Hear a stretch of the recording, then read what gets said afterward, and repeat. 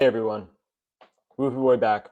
Today we're going to talk about the number one rule that I follow for my six-figure Pokemon business.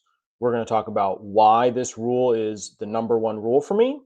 We're going to talk about how I follow this rule, and we're going to talk about why I am so confident that this rule will take me to my goals, which for me is going full-time Pokemon at some point in my in my journey. So we're not gonna beat around the bush. We're just gonna jump right in. My number one rule for my six-figure Pokemon business is keep going, never quit. Keep trying, keep growing, keep fighting. Never leave the hobby. Never stop. Um, in the 4 to 5 years that I've been back since leaving in the WotC era, this is the core rule that I've seen all of the super successful businesses in the space keep. Um, if if you stay engaged in this hobby, and if you stay engaged in life, like this is a great life rule, but I also think that it's particularly important for TCGs and for this space and for Pokemon is that the businesses who survive and who set themselves up to not burn out and to last for 5, 10, 15, 20 years, however long you feel like you will get to where you want to go. The ones who survive and don't quit are the ones who are wildly successful. Um, I think that this has been true in the past. This is true now, and I think that this is going to stay true for foreseeable future. Um, I am pretty confident that most of the businesses in the Pokemon TCG space that are not here anymore are not because they went bankrupt or they made some sort of catastrophic mistake.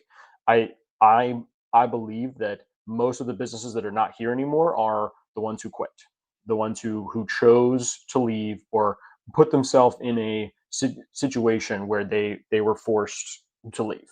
And so that I'm structuring my entire business around this one thing.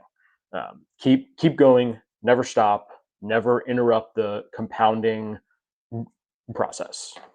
So you can't talk about this rule, how to follow this rule, without talking about burnout.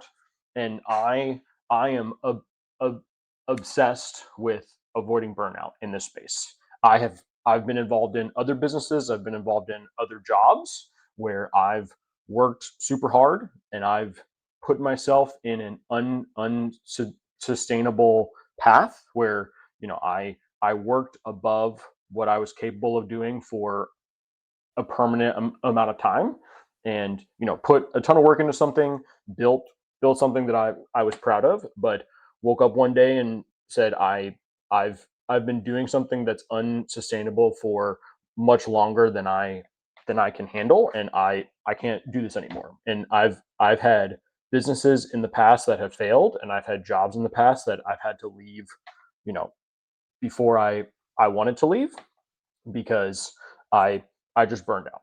And all that work that I put into those efforts could have kept compounding if I had stayed with it and avoided burnout, figured out how to avoid burnout. But now they're all zeros for the most part. So for this business, for my Pokemon business, avoiding burnout is my primary objective when thinking about the processes that I put in place, when thinking about the the models that I'm trying to build. And what that means in practice is I I intentionally leave money on the table. I don't do every single play. I don't do every single business line. Um, I don't work every single night after my 9 to 5. I take plenty of breaks, and I know that if I push myself more, I could make more money.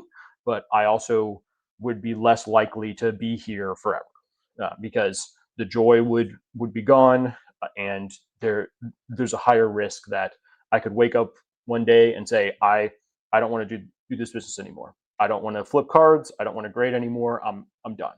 And that is the worst case scenario. I'm doing everything that I can to make this fun, still work hard, still push myself, but avoiding burnout is a huge deal that I think not enough people in business and life and in this space talk about.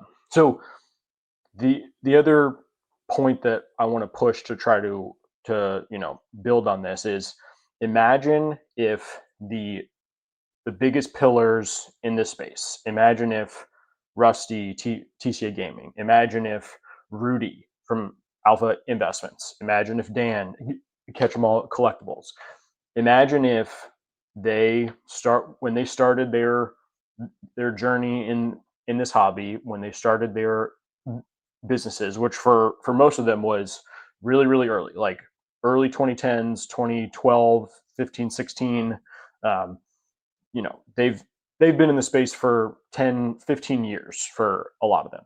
Imagine if after 2 or 3 years they said, I've been pushing myself too hard. This is not sustainable. I'm out. I'm going to go do something else. I'm going to go back to my 9 to 5. I'm going to start another business. Think about what they left on, what they would have missed out on. Like, think about the generational wealth and the immense freedom, the immense opportunity, the immense just value that they would have been leaving, that they would not have even known. And like, there are plenty of businesses and hobbyists that were around when these people started that did that exact same thing. And I'm sure that there's a lot of regret out there from people who were just as active as TCA Gaming or as Dan or as Rudy in 2012, 13, 14, who just didn't stick with it. They didn't keep going, and their businesses faded away. And then when the space explodes, they weren't here for it. And I don't think it's even a market thing. I don't think that I think that this rule holds true even in the absence of a boom. A boom definitely makes it better. Like, it makes it easier for this rule to work.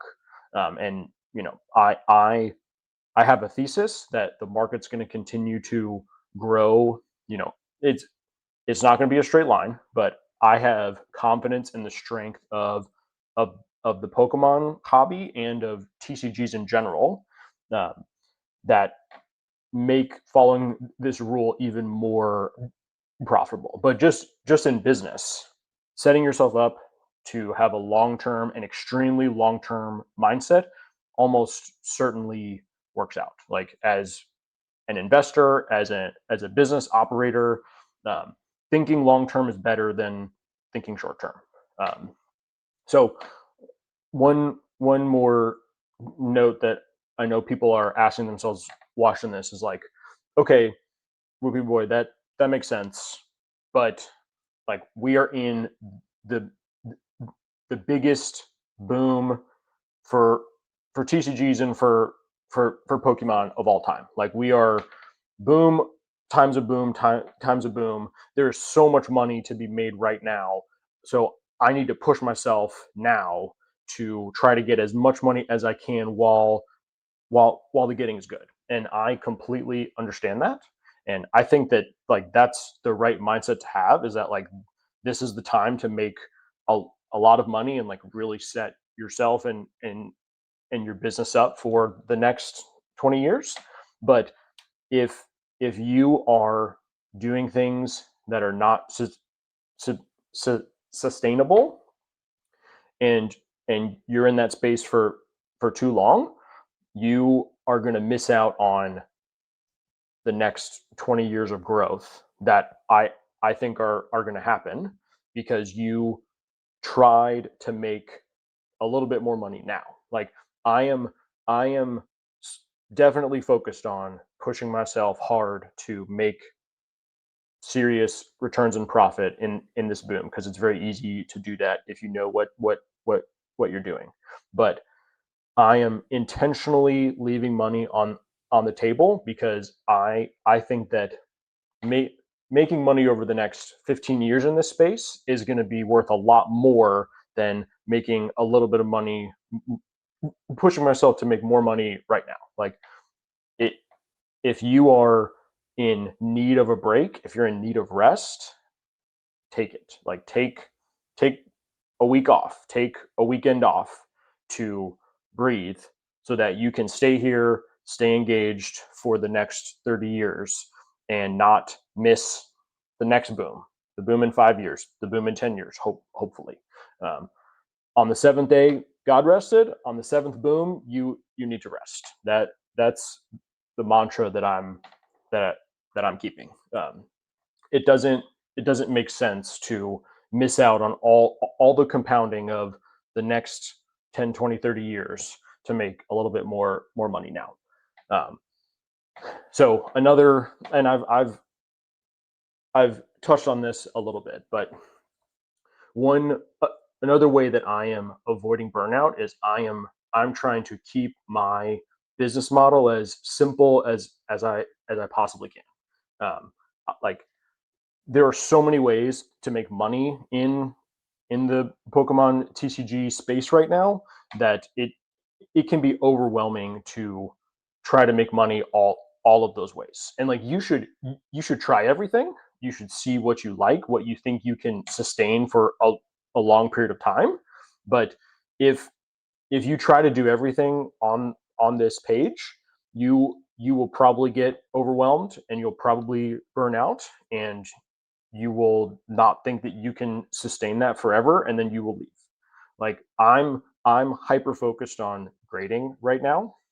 That can change over time, and I have dabbled in a bunch of these different places, but I, at least right now, I am more confident that I can make more money grading for the next 10 years than I can trying to do all of these things for the next 6 months. Like I would I would rather people stay engaged in one line of business and do that for a very long period of time, for a permanent period of time, rather than trying to do 7 of these 10 things, like then trying to do bulk and eBay live and run a consignment business and build a digital slab marketplace. Like some people are trying to do too much right now, and they're not going to be here next year. And if if that's true, what is the point of trying to build this giant business if you can't operate at that level forever? um, and again, like you some business practices and some models can be sustainable in one season of your life, and it can lead to burnout in another season of your life. So I'm not saying that like some of these things are always going to lead to burnout and some of these things are never going to lead to burnout. Like you have to keep all of these models in line with what's going on in your personal life, um, and switch, make adjustments, try new things when you feel like something is not sustainable. Like for example, the last few weeks, I have not been going as hard as I was last year for first half of this year. I have a bunch of cards piled up in my process grade pile. I have a bunch of packages I need to open, and I'm not sending as much to grading right now because if I were to do that with everything else that is going on in my life, I would probably burn out. Like not 9 to 5 is busy, family time is busy, and I care a lot about those things, and so I'm I'm intentionally slowing down with my business right now until those the other parts of my life give me more space to go hard at Pokemon again. And that's one of the reasons that I love this business model and this space is that I'm in control of my time, and I can choose when to take a break or not, and it does not drastically impact the trajectory of of my business. Like I can be flexible and still like grow and still hit my goals. And that's something that I don't think that I can do in a lot of other businesses or even my job. Like I'm forced to be on at my job every Monday to Friday, sometimes more from 9 to 5, whether I feel burned out or not. And that's a big reason why I'm super passionate that this business model and this industry is super valuable just for me as as a human. So as I said, right now grading is my main business model. That's what I feel like I have built a process that I can sustain forever. Thankfully, there are consignment services and like there are other tools that I use to make scaling my business also not lead to burnout. Um, I may change that over time. I may add new things. I'm thinking about adding new things, but I am taking a lot of time beforehand to um, think about the best way to scale without burning myself out. Like I could start jumping into all of these things, you know, live streaming bulk, flipping raw, vending every single weekend, making a, a bunch of content. But if I do all those things, I am much more likely to just not have fun with any of it and then just leave. And if I do that, I am missing out on years and years and years of wealth creation in this hobby, which I think are still to come. Um, so that's really the only message that I wanted this video to share is that you know I think that this rule is the most important rule in business period, but also particularly in this hobby. Um, like it is true that I am not the best Pokemon business. I don't know that I'm even like above average. I'm probably an average scaled business at this point. I'm not the best grader. I am not the best YouTuber. I'm not the best business person. I don't source the best deals. I don't sell for the highest dollar. I I'm not maximizing the profit that I could be making in this space. And I understand that. My competitive edge or the edge that I want to build and focus on is that some businesses that are doing better than me right now will not be here in 5 years. And my goal is to not outwork them or outsmart them, but to outlast them. And I think that over time, the compounding of my inventory and my bankroll and my knowledge, my relationships in the space are going to lead to down the road bigger gains than I ever think possible now. But I have to be here for them. I have to exist for them. And if I quit 6 months from now, that is a loss for me. So I'm doing everything that I possibly can to avoid that, even if it means looking dumb now because I'm not going after the latest play that's an easy moneymaker because I I know what my limits are and I'm willing to obey them. So thank you guys for watching. Like and subscribe, and I will see you guys on the next one.